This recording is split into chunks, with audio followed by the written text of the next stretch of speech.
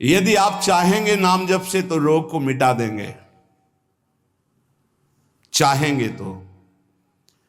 पूरे धन्वंतरी जी ने आयुर्वेद का शोध करके देखा तो जो औषधियों में शक्ति पाई गई उससे लाखों गुना बढ़ करके रोग मिटाने की शक्ति भगवान के नाम में पाई गई।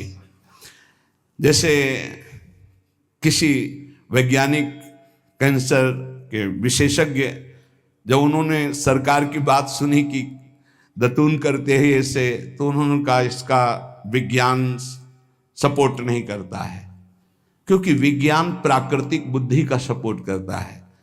भजन बल से वो किसी के रोग नष्ट नहीं करते थे, बहुत दैन्यता से वो रोग, तो दया आ गई, करुणा आ गई, उस रोग को अपने ऊपर ले लिया और उसके रोग की निवृत्ति कर दी।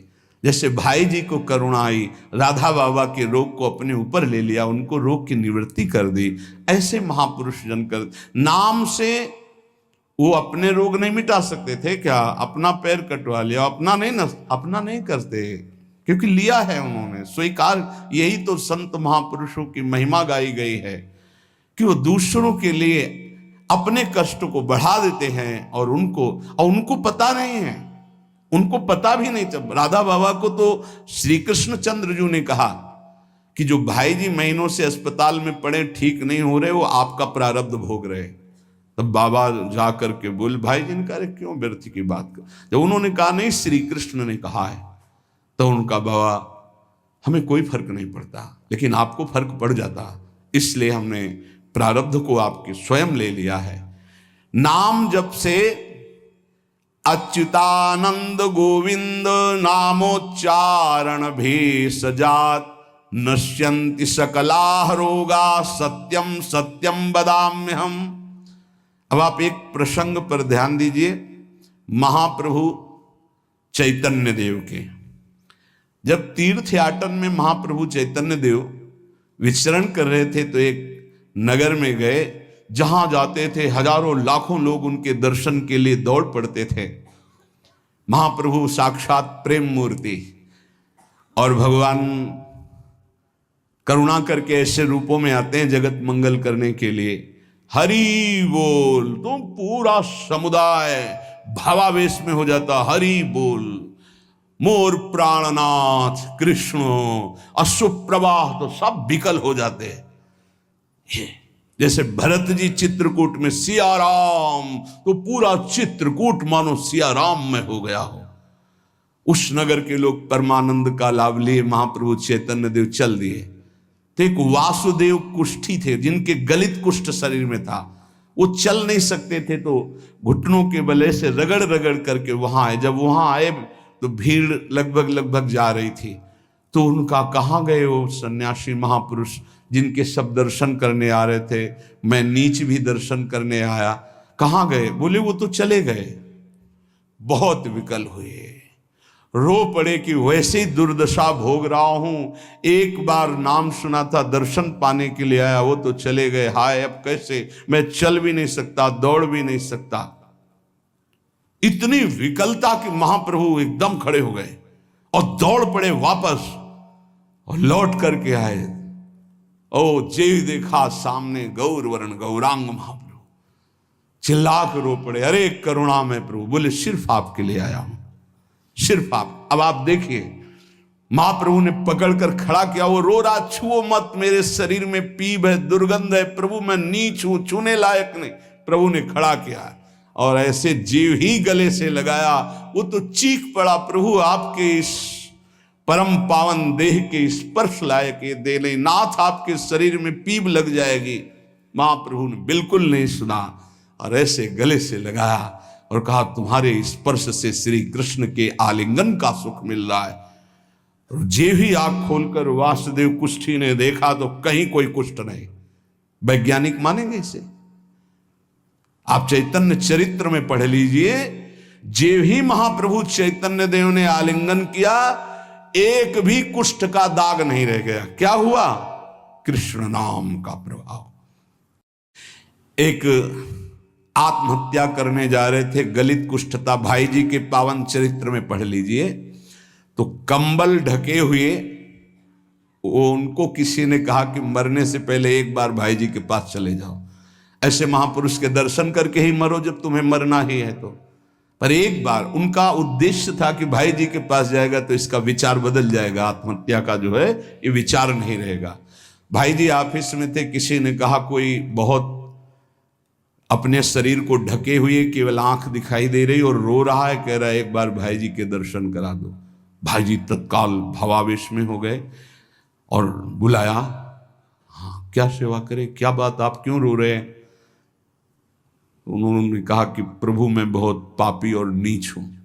नहीं नहीं भाई ऐसा मत बोलो, क्या बात है, आप कंबल से अपना मुख क्यों ढके, हटाइए। तो जे भी हटाया तो घाव पीप पूरे शरीर में, गलित कुष्ठ, पापों का बड़ा भारी दंड।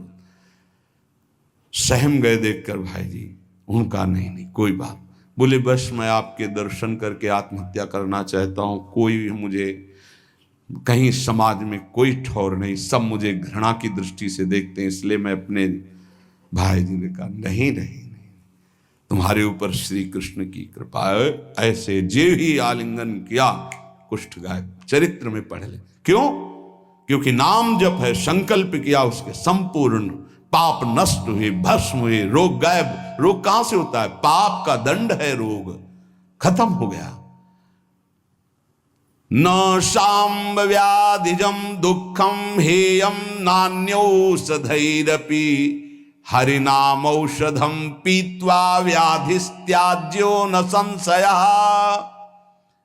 कितना भी बड़ा रोग हो जो किसी और औषधि से न खत्म हो रहा हो और नाम जब किया जाए और संकल्प कर दिया जाए कि ये रोग ठीक हो जाए, तो हरिनाम औषधि से बड़ा असाध्य रोग भी ठीक हो जाता है। बोले कर लो अपनी किडनी ठीक, बीमार तो हो आप। तो सच्ची कहते हैं, वृंदावन में बैठे 100 के 100% में 1% भी इच्छा नहीं कि हमारी किडनी ठीक हो जाए। इससे बड़ा साक्षी हम नहीं दे सकते, क्योंकि वृंदावन हमारा प्राण सर्वस्व जीवन है।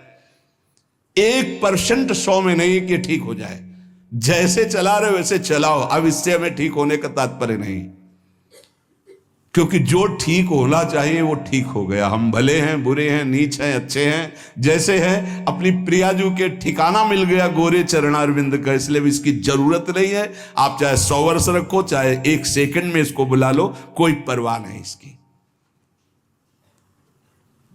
100 गोपाल शास्त्र नाम का रोज पाठ करते थे और गिरिराज जी की परिक्रमा करते थे, पूरा जीवन हो गया था, और पैरालिस आधे शरीर में उनके हो गया, लकवा जिसे कहते हैं, लकवा ही तो कहते हैं हिंदी भाषा। तो हरि बाबा, पूज्युड़िया बाबा, ये सब जानते थे, इतने बड़े महापुरुष थे, उनके पास गए और अगर बाबा काहे को लीला कर रहे हो, अगर आप संकल्प करो तो पूरे भारत का पैरालिस ठीक हो जाए, आप अपने क्यों असमर्थ होकर पड़े हुए हो? तो उनका बाबा विनोद क्यों करते हो? क्या मच्छर मारने के लिए ब्रह्मास्त्र का प्रयोग किया जाता है? अरे ये शरीर छूटेगा आज नहीं तो कल, इसके लिए भगवान नाम और भजन का प्रयोग करें? नहीं। बाबा मुस्कुरा दिए। पर शास्त्रीय सिद्धांत, यदि आप औषधि से भी नहीं ठीक हो रहे हैं, नाम जप कीजिए और संकल्प कीजिए कि ये रोग ठीक हो जाए, पक्का ठीक हो जाएगा। जब उस पाप की नष्ट करने योग्य आपका भजन बन जाएगा, पक्का ठीक हो जाएगा।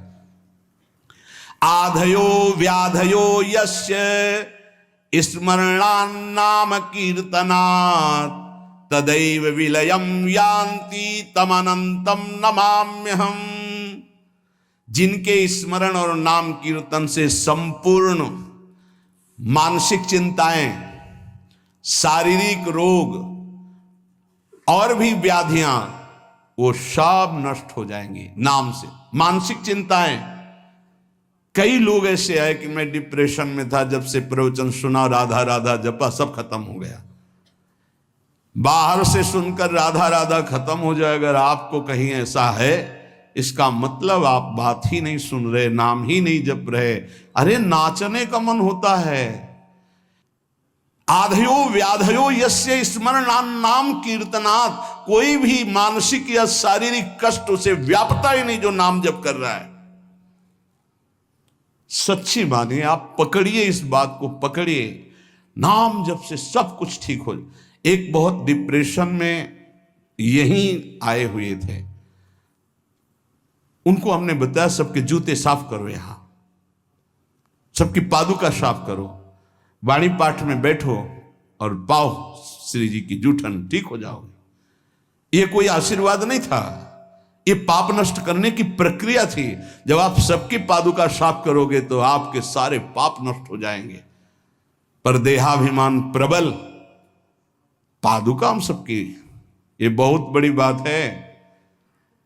बड़े सौभाग्यशाली जिनको ये रहस्य पता चल जाए कि सब संतों के बाथरूम साफ करने का अवसर मिले, पादुका साफ करने का अवसर मिले, जूठन फेंकने का अवसर मिले, तो अहो भाग्य, जीत गए आप इस माया पर यह बात सबकी समझ में नहीं आएगी, क्योंकि अभिमान नष्ट होता है।